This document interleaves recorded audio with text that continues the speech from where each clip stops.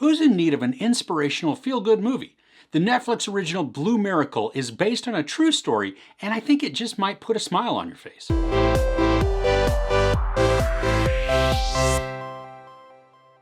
Blue Miracle tells the incredible true story of Casa Hogar, a Mexican boys' home that entered the world's biggest fishing tournament to save their orphanage. So if you watch the trailer, you can tell that there's a small amount of cheesiness that is present in this movie.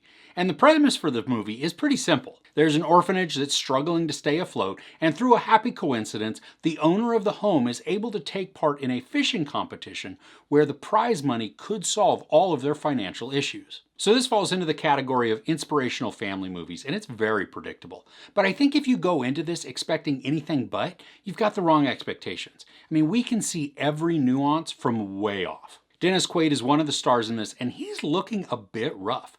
He's crotchety, and I think he's channeling his best Kevin Costner as a boat captain. At first, he was a turnoff, and his demeanor is grating, but he did grow on me.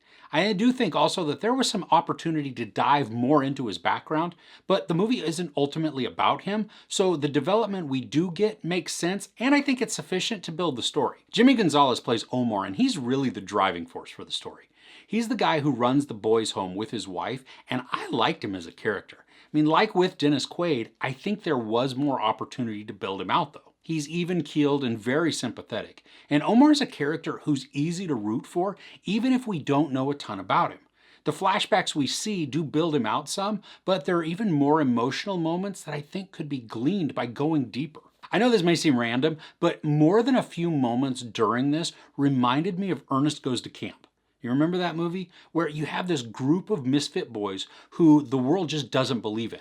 They're struggling to make something of their lives, and they finally have somebody who believes in them against all odds, which then ultimately helps them to succeed. Now, unlike Ernest Goes to Camp, this doesn't have the crazy hijinks and the pranks. So like I said, this is cheesy, but it is really cute. There are more than several moments that made me chuckle as the boys just interact with each other. They're snarky and they try to give off this really tough air, but it's easy to see just that they're really good kids trying to get by. And there are also several humorous moments, but there was one moment in particular where I laughed out loud.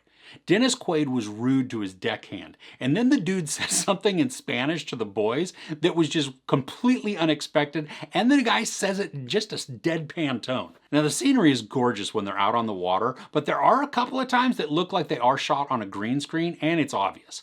And those times, it's not gorgeous. But more often than not, it did look like they were really out on the ocean. And the lessons that are taught about honesty, faith, and hope, I found them uplifting. I mean, we see them play out not only through the character of Omar as he works with the boys, but we also see it come from the boys as well. And despite the cuteness, there are a few unnecessary moments that come into play. I mean, we have scenes that are introduced, but then not developed, which then only raise questions for the story without any real resolution. Now, for instance, Omar has an old acquaintance that visits and just vaguely brings up some things from their past. I mean, things are alluded to, but they're left unaddressed. And I think had the story delved more into some of that, the story really could have gone farther into the drama of Omar's past.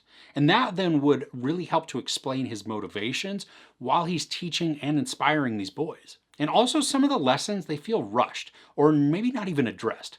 Omar had a real teachable moment at one point, especially with one of the boys, but when the time comes, it just doesn't happen. I think it's just a missed opportunity, but still it's not something that ruins the flow or the outcome of the story. Now the movie is just over an hour and a half and it didn't drag to me. And I think a lot of that could be because the story stays pretty surface level for much of the content, and then it relies on the feel-good nature to keep us entertained. So overall, this is an easy watch, and it's something that the whole family can enjoy and walk away with a smile once it's over. Yeah, there aren't any surprises to what's going on, and you can guess what will happen from scene to scene, but as long as you know that it's predictable, hopefully that will allow you to just enjoy the ride with very little expectation. There's no sex or nudity, a little bit of profanity, and some mild violence. I give Blue Miracle 3 out of 5 couches. So have you seen anything uplifting lately? Let me know what you've watched in the comments below. If you enjoyed this review, please give it a like. Also, don't forget to share and subscribe. I'm Chris. This is Movies and Munchies. Thanks for couching with me.